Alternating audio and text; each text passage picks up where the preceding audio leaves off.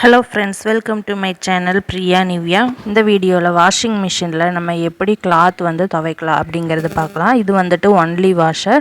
இது timer 15 minutes வரைக்கும் இருக்குது. இந்த நாப் பார்த்திங்கன்னா வாஷ் அண்ட் ரின்ஸ்னு மேலே இருக்குது.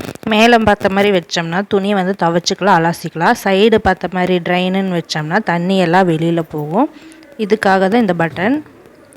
இப்படி தான் இருக்கும் ஒன்லி வாஷருங்கிறது. இதில் வந்துட்டு துவைச்சி அலாசி நம்ம வந்து எடுத்து புழிஞ்சு காய போட்டுக்கலாம். அந்த மாதிரி மிஷின் தான் இது. ரொம்ப நல்லா அழுக்கு போகும். Fully automatic, top load front லோடை விட இது வந்து பெஸ்ட்டாக இருக்கும். ஃபஸ்ட்டு வந்து இந்த மாதிரி தண்ணி ஃபில் பண்ணிக்கலாம். நம்ம வந்து சைடில் ஓஸ் வந்து கனெக்ட் பண்ணிக்கலாம்.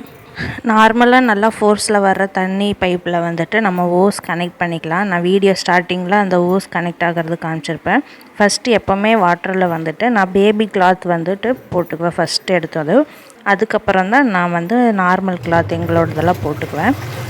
நான் பவுடர் போட்டுட்டு டிடர்ஜென்ட் பவுடர் போட்டதுக்கப்புறம் டைமர் வந்து வச்சுருவேன் 15 நிமிஷம்னு. பேபி கிளாத்ஸ் எல்லாம் ஒரு 5 நிமிஷம் 10 நிமிஷம் கூட போதும். அழுக்காக இருந்தால் மட்டும் 15 மினிட்ஸ் அந்த மாதிரிலாம் வைக்கலாம். இந்த மாதிரி தான் ரொட்டேட் ஆகும். ஊற வச்சு துவைக்கும். இது வந்துட்டு என்ன கம்பெனி அப்படின்னா சிங்கர் மேக்ஸி வாஷ் அப்படிங்கிற மாடல். 7 kilo capacity. இதில் மேட்டெல்லாம் போட்டோம்னா அருமையாக அழுக்கெல்லாம் போயிடும். பெட்ஷீட்டு எல்லாமே துவைச்சிக்கலாம்.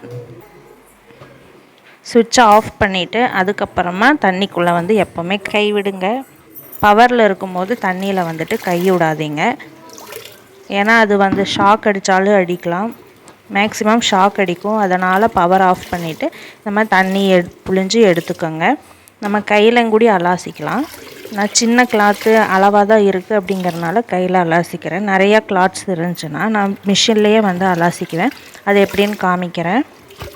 இப்போ அது கூடயே இன்னும் கொஞ்சம் தண்ணி ஃபில் பண்ணிக்கிறேன். ஃபில் பண்ணிவிட்டு இன்னும் 1 ஸ்பூன் 2 ஸ்பூன் பவுட்ரு போட்டுக்கிறேன். இப்போ எங்களோட கிளாத்ஸ் வந்துட்டு நான் வாஷ் பண்ண போகிறேன். இந்த ஜீன்ஸ் பேண்ட் இந்த மாதிரிலாம் போடும்போது கீழ் மடிப்பு அப்புறம் ஜோப்பு எல்லாமே நல்லா செக் பண்ணிக்கோங்க. ஏதாவது இருக்கா, நோட்டு காயின்ஸ் ஏதாவது இருக்கா, பின்னு அந்த மாதிரியெல்லாம் இருக்கா அப்படின்னு செக் பண்ணிவிட்டு போடுங்க. பின்னு உள்ளதெல்லாம் எப்போவுமே போடாதீங்க. அதாவது ப்ளவுஸு அந்த மாதிரிலாம் போடாதீங்க. அப்புறம் இந்த டொயின் இருக்கிற மாதிரிலாம் போட்டிங்கன்னா டொயின் கட்டிட்டு போடுங்க. டொயின் தொங்குற மாதிரி போட்டிங்கன்னா எல்லாம் துணியாக எல்லாம் சிக்கிக்கும். பாருங்கள், இந்த மாதிரி தான் வாஷ் ஆகும். நல்லா அழுக்கெடுக்குங்க, சூப்பராக அழுக்கெடுக்கும். என்கிட்ட ஃபுல்லி ஆட்டோமேட்டிக் டாப் லோட் இருக்குது வேர்ல்ஃபுல் கம்பெனியில். ஆனால் அது வந்துட்டு ஒரு சாரீ, அதாவது ரெகுலராக ஆஃபீஸ்க்கு யூஸ் பண்ணுற மாதிரி டாப்ஸ் அந்த மாதிரிலாம் போட்டோம்னா நல்லாயிருக்கும். ஆனால் ஜென்ஸுங்கெல்லாம் போடுறது இந்த ஷர்ட்டு பேண்ட்டு ஜீன்ஸு அப்புறம் அழுக்கு உள்ளது எல்லாமே அதில் போட்டால் அழுக்கு எடுக்கிறதில்ல.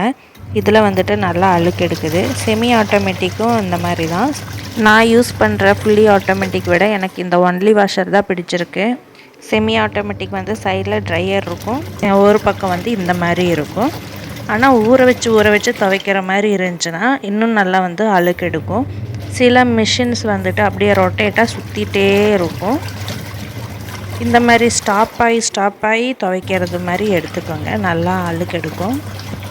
இந்த மாதிரி டொயின் உள்ள இன்ஸ்கர்ட்டு அப்புறம் ட்ரௌசர் அந்த மாதிரி எல்லாமே டபுள் நாட் போட்டு கட்டி அதுக்கப்புறமா வாஷிங் மிஷினில் போட்டுக்கோங்க. தண்ணியும் வந்துட்டு கம்மியாக தான் செலவாகும்.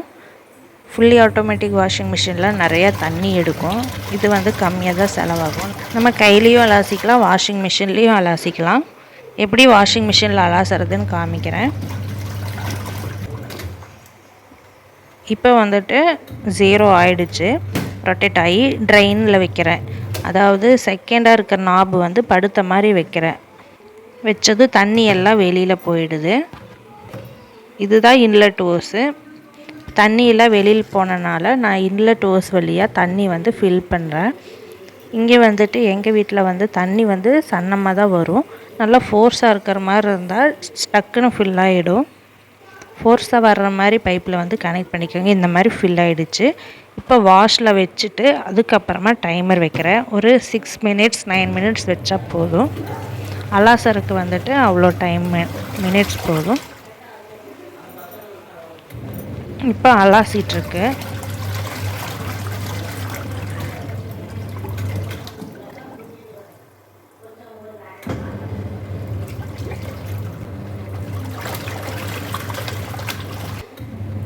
இப்போ வந்துட்டு டைம் வந்துட்டு 0 ஆகுது. நம்ம வந்து தண்ணி வெளியில் விட்டுக்கலாம். அதுக்கு ட்ரெயினில் வச்சுக்கலாம். தண்ணி எல்லாம் வெளியில் போகுது. எப்போவுமே இந்த மாதிரி பாத்ரூமில் வந்துட்டு விடாதீங்க. ஏன்னா பாத்ரூம் வந்துட்டு அழுக்காகும்.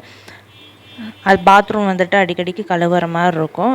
தனியாக வந்துட்டு வெளியே போகிற மாதிரி ஏதாவது ப்ரொவிஷன் செட் பண்ணிக்கோங்க. இப்போ நான் 2 தடவை அலாசிட்டேன். ஒரு கையில் வந்து வீடியோ எடுத்துகிட்ருக்கறனால நான் ஒரு கையில் தான் வந்து புழிஞ்செடுக்கிறேன்.